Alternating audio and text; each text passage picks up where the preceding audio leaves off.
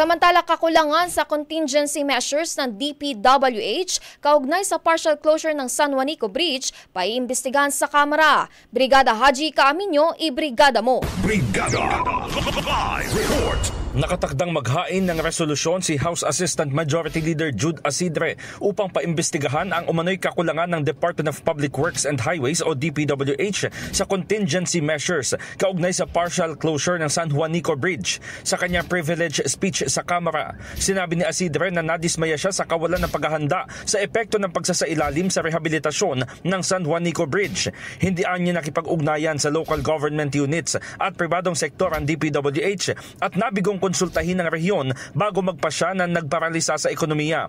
Punto ni Asidre, nabigla na lang ang mga negosyo at walang nakahandang roadmap ang national agencies para sa rerouting, pag-regulate sa trapiko, pangangasiwa ng kargamento o gawing ligtas ang mga stranded na biyahero.